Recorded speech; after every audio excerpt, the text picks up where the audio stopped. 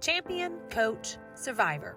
These are just a few words to describe Dorman High School girls basketball coach Valorie Whiteside. As a young girl, she knew she was good at many different sports and played them all, even cheerleading. The boys in the neighborhood nicknamed me Pippi Longstocking. So it didn't matter what sport we were playing. It was like, if it was softball, it was like, oh, here comes Val, everybody back up. Right. I knew I was good. But I actually started out as a cheerleader. After middle school, Valorie went to Chapman High School, where she and her team started with a bang. My first year playing high school basketball, we won state, and I was a 9th grader. It was at Chapman where she was a 3-time All-State player. When the time came to choose a college, she chose Appalachian State.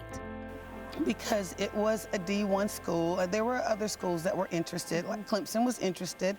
Then there was smaller schools that were interested, but I knew that if I went to Clemson, I really wouldn't get to play, much for a couple of years. And at App State, it was also a D1 school too, and I knew that, I would get to play fairly, soon. So I started as a freshman, and for me, it was the best decision ever. Her instincts were right. Valorie Whiteside is the all-time leading scorer in the history of women's basketball in the Southern Conference. She led App State to consecutive championships in 1987 and 1988, while earning MVP of the tournament both of those years. She graduated college as a 3-time All-American with her degree in communications. Her playing career didn't end at graduation. She went to Europe to play professional ball. My first year, I played in Switzerland because I graduated App State in December, so I had to go to Europe in the middle of the year. So the first year, I played in Switzerland. Then I went to Italy. Then I landed in Spain, where I stayed 6 years, met my husband there.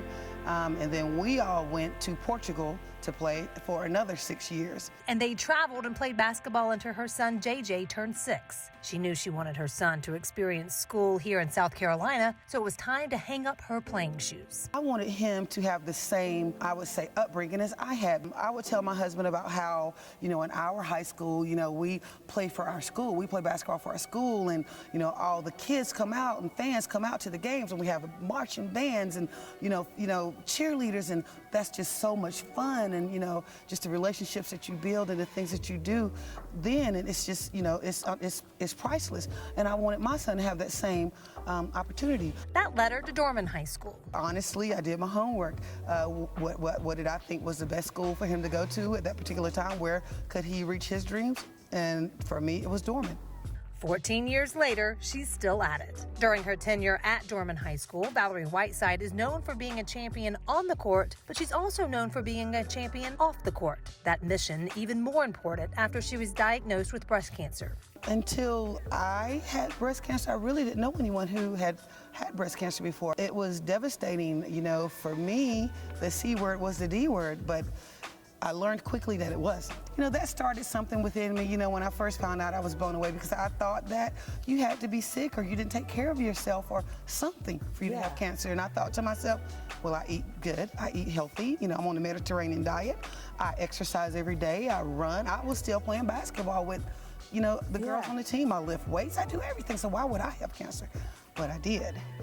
She didn't skip a beat after her cancer diagnosis. She knew she had to beat it because she would not let her sons JJ and Keenan grow up without a mom. Valorie continued to coach both of their travel teams. Her son JJ had a dream to play in the NFL, so she did everything she could to stay strong and help him make that dream come true. That included beating cancer. JJ now plays for the Philadelphia Eagles. After the initial shock of her diagnosis wore off, she decided to be an advocate for other women and spread awareness for breast cancer. She teaches others the do's and don'ts that she didn't know. Or help people deal with it when it happens to them. Make sure all these women go out and, get their mammograms, talk with their healthcare providers and do your self-breast examinations. You have to be a triple threat, just like in basketball. She uses her platform as a basketball coach at Dorman to get her team involved and raise money for local organizations who help our communities dealing with breast cancer. Today, she's enjoying her life as a coach where she is still teaching her girls how to be young ladies. How you don't have to, be kept in one box, that you can do and be many things. You can wear many hats and while still being a young lady. Her advice to young girls?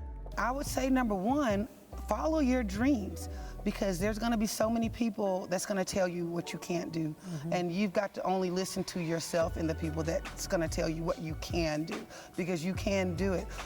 You know, it's going to be hard. You know, the road gets hard. You know, there's going to be many obstacles that may get in your way, but when an obstacle get in your way, you have to find a way over it, go under it, go around it, go through it, do something to get past it, you know. And there's also, you know, you're gonna fall, but it doesn't matter if we fall. What matters is if we get back up.